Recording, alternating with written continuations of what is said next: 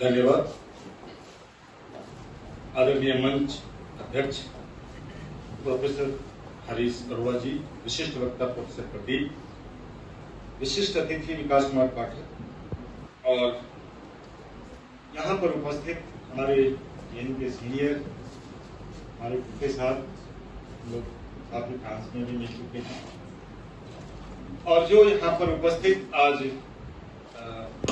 इसके सहयोगी डॉक्टर सीमा सिंह हमारी स्टूडेंट रही है, इसलिए मुझे गर्व है कि उसने इतना बड़ा कार्यक्रम किया है और मुझे लगता है कि आगे आने वाले समय में इससे भी बड़े बड़े कार्यक्रम होंगे। फिलहाल जो मेरा विषय है, अभी तक जो बातें हो रही थी थोड़ा उससे हट करके मेरा जो मैंने जो विषय अपना तैयार किया है मैं उस पर पढ़ूंगा नहीं। लोक और शास्त्र का अंतर संबंध और अंतर्द्वंद।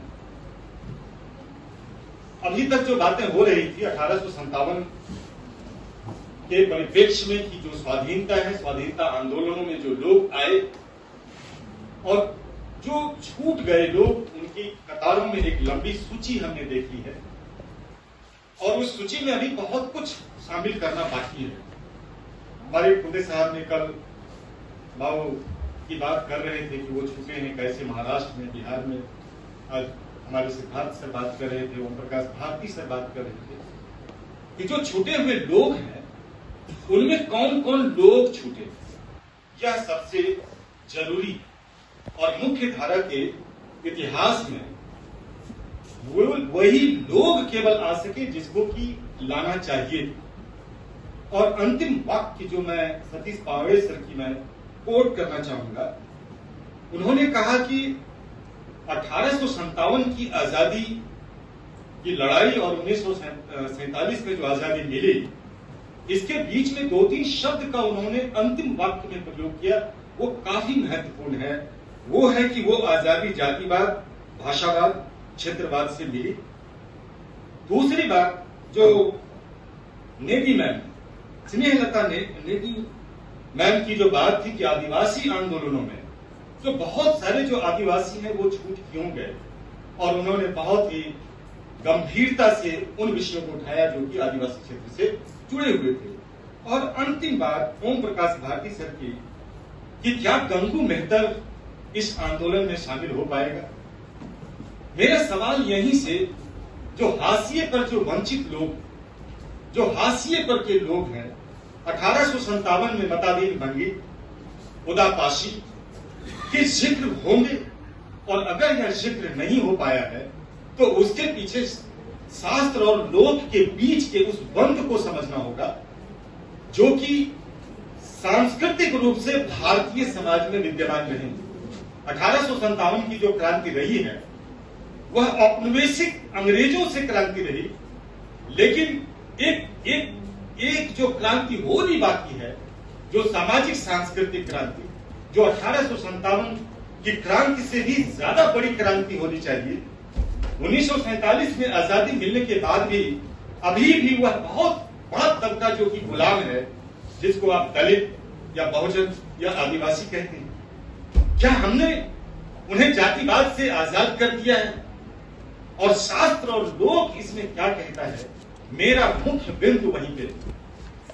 लड़ाई जो शुरू हुई है शास्त्र और लोक के बीच में, आप देखिए कि 2 तरह की धाराएं चली हैं भारत में। एक श्रमण धारा है और एक ब्राह्मण संस्कृति की धारा है। ये जो जातिवाद की जो समस्या रही वो ऋग्वेद से लेकर के अभी तक बनी हुई है और वह समाज में हर तरह से मौजूद है। जो आजादी की लड़ाई जिस बात के लिए लड़ी गई थी कि क्या केवल अंग्रेजों को बाहर करो, या फिर हमारे जहन में जो ऊंच नीच के भाव हैं, क्या हमें उससे आजादी पानी होगी। मुझे लगता है कि हम आर्थिक रूप से जो औपनिवेशिक रूप से थे, विक्टोरिया क्रॉस को हटा करके हमने चौरंगा फहरा दिया। मैं चौरंगे शब्द का इसलिए प्रयोग कर रहा हूं कि झंडे में 3 ही रंग नहीं है, केसरिया, सफेद, हरा और एक रंग नीला भी है। जो आसमान का रंग है उसको लोगों ने छोड़ दिया।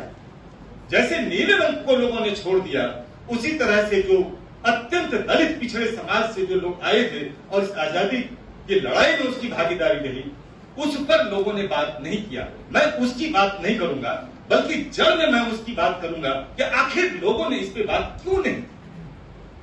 सवाल जो भारत के लिए उठता है कि जिस हिंदू की बात आप करते हैं, उसी हिंदू फोल्ड में ये अछूत भी आती है, और जब हम इसकी बात करते हैं तो उसे हम दरकिनार कर देते हैं। चाहे आजादी की लड़ाई हो या संवैधानिक संरचना की बात हो, आज भी क्या यह देश आजाद है? तो मैं समझता हूं कि यह देश सामाजिक रूप से और सांस्कृतिक रूप से गुलामी की बेड़ियों में अभी भी जकड़ा हुआ है। 1857 की क्रांति को लड़ना मैं बिल्कुल आसान समझता हूं, इसलिए कि हमारे सामने अंग्रेज दुश्मन था। लेकिन यहां तो जो जाति मानने वाले जो लोग हैं, आप उससे कैसे लड़ेंगे? और यह जो लड़ाई है, यह व्यक्ति के सोच को शास्त्र किस तरह से प्रभावित करता है और लोग उससे कैसे लड़ता है, मेरे मूल विषय में वही है। मैं बहुत ही संक्षेप में अपनी बात को रखूंगा, इसलिए कि समय मुझे जहां तक पता है कि अभी 2:20 हुए हैं और 30 मिनट में मैं अपनी बात को डॉट 1-2 मिनट आगे पीछे खत्म कर दूंगा। इसलिए कि जिस बात को हम यहाँ पर विमर्श के लिए लाए हैं, वह हमारे सामाजिक और सांस्कृतिक प्रश्नों के सवाल हैं। ऋग्वेद से लेकर के 1947 तक जितनी भी किताबें लिखी गई, जो भी चीजें लिखी गई, उसमें से अगर आप देखेंगे तो एक जो उसका अंश है, जाति का अंश, उससे लड़ने वाले कौन लोग रहे। अगर मैं 3 स्तर पे बात करूंगा, प्राचीन काल, मध्यकाल और आधुनिक काल में। प्राचीन काल में अगर आप देखें कि लोक की बात कौन कर रहा था, लोक की बात वो लोग कर रहे थे जो मुक्ति चाह रहे थे, और शास्त्र हमेशा मोक्ष की बात करता है। मुक्ति की बात जीवन में संभव है और मोक्ष की बात मृत्यु के बाद है। अगर ये 2 चीजों को जोड़ें तो शास्त्रों में जिस तरह से विधान आए कि जो अछूत है वो अछूत क्यों है, तो जो ऋग्वेद के 10वें मंडल में है, मैं उसका उतना उदाहरण नहीं दूंगा। साफ वो कहता है कि ब्रह्मा के मुख से ब्राह्मण, बाजू से क्षत्रिय, पेट से वैश्य और पैर से शूद्र की उत्पत्ति हुई है।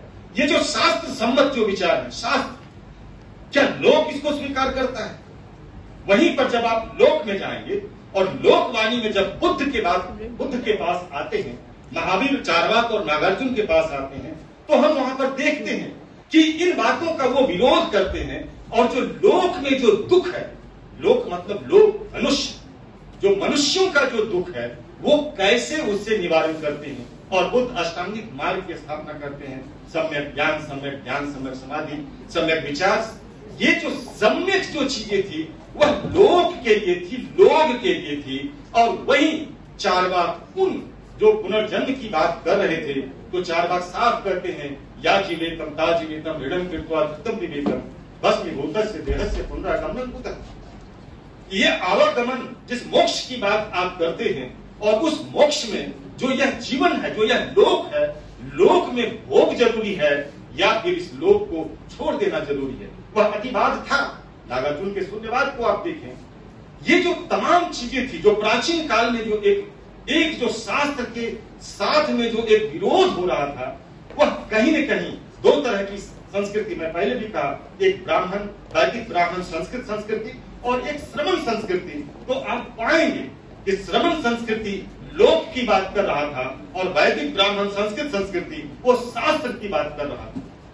यह जो लोक और शास्त्र के बीच में बंध है, वह मध्यकाल से, प्राचीन काल से जब आप आगे आते हैं तो आप देखिएगा कि मध्य भारत में एक बहुत बड़ी क्रांति होती है सिद्धोनाथों की, जिसको कि वज्रायणियों के भी फॉलोअर्स माने जाते हैं और प्रक्षिप्त वज्रायणी भी कहे जाते हैं। वो क्यों लड़ रहे थे? ये जो सिद्ध थे, नाथ थे, नवनाथ और 84 सिद्ध, ये लोक की बात कर रहे थे, क्योंकि जिस लोक में वो रह रहे थे वहां पर धार्मिक आडंबर, जातिवाद और ये तमाम चीजें वहां मौजूद थी। और वो किसकी बात कर रहे थे कि जो शास्त्र में चीजें लिखी हुई है वो उसको मानने के लिए तैयार नहीं थे, और जो मानने के लिए लोक में तैयार नहीं थे, उस बात को फिर जब आप थोड़ा सा आगे बढ़िए, भक्ति काल में आइए, तो भक्ति काल में मैं 2 उदाहरण देना चाहूंगा। एक जो भक्ति काल का आरंभ है संत साहित्य से होता है और इस पे बहुत सारी चर्चा होती रही है, वहां पर मैं कबीर को लेकर सामने आना चाहूंगा। कबीर स्पष्ट तौर पे कहते हैं, तू कहता कागज की लेखी, मैं कहता अक्षर की देखी। वो लोक की बात इसलिए कर रहे हैं कि जिस अनुभव जनित ज्ञान को जो यह दलित पिछड़ा समाज, जो वंचित समाज था, वो अपने में समाहित किए हुए था, शास्त्र उसको रिजेक्ट कर रहा है। आप समूचे मनुस्मृति में आप देखें या बहुत सारी स्मृतियों को आप देखेंगे तो उसमें वंचितों के लिए कोई स्थान नहीं है। और जिस शास्त्र में और समाज में वंचितों के लिए कोई स्थान नहीं हो, फिर वह लोक उससे लड़ता है। कबीर लोक की बात करता है, शास्त्र की नहीं। इसीलिए समूचे मध्यकाल में आप देखेंगे कि निर्गुण और सगुण धारा दो धाराओं में लोग बंटते हैं। जितने निर्गुणी हुए हैं, बहुत आश्चर्य की बात है कि जितने निर्गुणी हुए, एक आध को अपवाद छोड़ दीजिए, तो सभी के सभी निम्न जातियों से आते हैं, और जितने सगुनी हैं वो सभी के सभी तथाकथित उच्च जाति से आते हैं। यह जो विभाजन है, इसमें आप देखेंगे कि जो निर्गुण के जो लोग हैं, निर्गुणी संत हैं, वह लोक की बात कर रहे हैं, और जितने भी सगुनी हैं वो शास्त्र की बात कर रहे हैं। जैसे अगर राम कथा को देखिए, राम कथा की परंपरा बहुत पुरानी रही, वाल्मीकि रामायण से बात आती रही, और वहां से तुलसीदास राम कथा को आगे लेकर के रामचरितमानस में आते हैं, और वहां पर वो क्या कहते हैं, डोल गवार शूद्र पशु नारी ये सब ताड़न के अधिकार, या फिर पूजिए विप्र ज्ञानशील ही ना, पूजिए न शूद्र ज्ञान पर भी ना। वो जो शास्त्र सम्मत बातें कर रहे थे, वो जाति को लेकर क्यों चल रहे थे? क्योंकि भारतीय समाज की समस्या जो सबसे बड़ी समस्या रही है, वह जाति की रही है, धर्म की नहीं रही है। और जितने भी धर्मांतरित हुए, अगर यह हिंदू धर्म में जाति प्रथा नहीं होता तो मुझे नहीं लगता कि इतने जो आज मुसलमान को गाली दे रहे हैं वो इस्लाम को कबूल कर पाते। हमने अपनी कमियों को नहीं देखा, और अपनी कमियों को नहीं देखते हुए चिट्ठा आ गया है, ठीक है, कोई बात नहीं। मैं आधुनिक काल में आता हूं कि लोक और शास्त्र का विरोध। फिर आप रामास्वामी पेरियार और ज्योतिबा फुले को देखिए, वो किसका विरोध करते हैं? समूचे गुलामगिरी में आप उठाकर देखिए तो समूचे शास्त्र का विरोध करते हैं। और इन्हीं रामास्वामी पेरियार ने सच्ची रामायण में जो राम कथा की जो परंपरा थी उसको ध्वस्त करते नजर आते हैं। आखिरी में जो मैं ये बातें जो मैं कहना चाह रहा हूं, उसमें मूल रूप से मेरा यही कहना है कि शास्त्र लिखने वाला कौन है और लोक में लोक क्रांति की बात करने वाला कौन है? कौन है जो सामाजिक परिवर्तन चाहता है? शास्त्र शासन सम्मत और शस्त्र लेकर समाज में आता है, और लोक उसी शासन शस्त्र से त्रसित होता है। लड़ाई लोक और शास्त्र के बीच में है, एक विचारधारा के बीच में है, और इस विचारधारा की लड़ाई हमेशा लोक से होती है। अगर कांग्रेस को हटाना था तो जेपी को जनता के बीच जाना होता है। आपको किसी को भी हटाना होगा तो आपको लोक में जाना होगा, क्योंकि शासन के पास में अपने शस्त्र हैं और अपने शास्त्र हैं, उसी से आम जनता को वो काटते रहते। बहुत बहुत धन्यवाद।